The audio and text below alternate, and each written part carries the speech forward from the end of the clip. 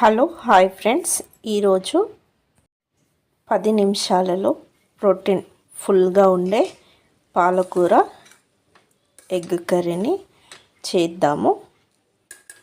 ముందుగా స్టవ్ వెలిగించుకొని ఒక ప్యాన్ పెట్టుకోవాలండి. ప్యాన్ వేడయ్యాక 2 టేబుల్ స్పూన్ నూనె పోసుకొని వేడి చేసుకోవాలి. 1/2 టేబుల్ స్పూన్ జీలకర్ర వేసుకోవాలి.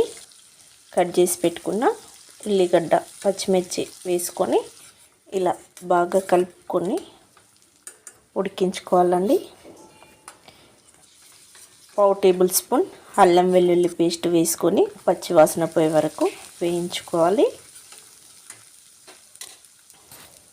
1/2 టేబుల్ స్పూన్ పసుపు వేసుకొని మరోసారి కలుపుకోవాలి.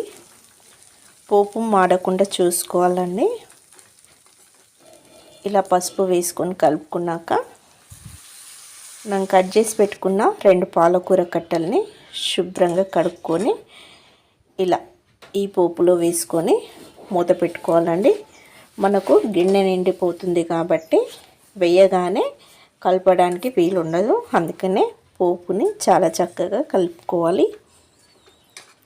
ఇప్పుడు ఒక 2-3 నిమిషాల పాటు పాలకూర ఉడికినాక మూత తీసి ఇలా బాగా పోపు మొత్తం కలిసేలాగా పాలకూరని కలుపుకొని మూత పెట్టుకోవాలి. ఈ పాలకూరలో వాటర్ మొత్తం ఎగిరిపోయే వరకు పాలకూరని బాగా ఉడికించుకోవాలండి.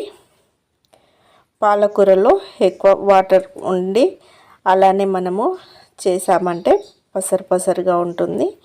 ఆయిల్ మొత్తం సపరేట్ అయ్యే వరకు ఇలా వేయించుకున్నాక ఇందులోకి రుచికి సరిపడు ఉప్పు, రుచికి సరిపడు కారపొడి, కొద్దిలంతా గరం మసాలా వేసుకొని కలుపుకొని ఒక 2-3 నిమిషాల పాటు ఉడికించుకోవాలండి. చూడండి, మనకు ఉప్పు కారం ఇవన్నీ పాలకూరకి బాగా పట్టి చక్కగా ఉడికినాయండి. ఇలా ఉడికినాక ఇప్పుడు ఈ పాలకూర కర్రీ అయితే రెడీ అయింది. ఇందులోకి 4 కోడిగుడ్లను ఇలా పగలగొట్టి వేసుకోవాలండి. ఇలా వేసుకున్న వెంబటే కలపకుండా ఒక 2-3 నిమిషాల పాటు ఈ మిశ్రమం గట్టిపడే వరకు ఉడికించుకోవాలి. చూడండి, ఎగ్స్ ఇలా గట్టిపడినాయి కదా. ఇప్పుడు వీటిని నిదానంగా మెల్లగా ఇక్కడ నేను చూపెడుతున్న విధంగా కలుపుకోవాలి. ఇలా ఎగ్స్ పాలకూరకు పట్టి దేనికి దానికి సపరేట్గా ఉడుకుతుంది. ఇలా కలుపుకొని మూత పెట్టుకొని మరో 5 నిమిషాల పాటు మీడియం ఫ్లేమ్ మీద ఉడికించుకున్నామంటే ఎంతో రుచికరమైన పాలకూర గుడ్డు కర్రీ రెడీ అయినట్లే. చివర్లో కొద్దిలంత కొత్తిమీర చల్లుకొని కలుపుకొని స్టవ్ ఆఫ్ చేసుకున్నారంటే ఎంతో రుచికరమైన ప్రోటీన్స్ ఉండే పాలకూర గుడ్డు కర్రీ రెడీ అయినట్లే ఫ్రెండ్స్. ఓకేనా? ఈ వీడియో మీ అందరికీ నచ్చినట్లయితే లైక్ చేయండి, షేర్ చేయండి, కామెంట్ చేయండి, ప్లీజ్ సబ్స్క్రైబ్ చేయండి.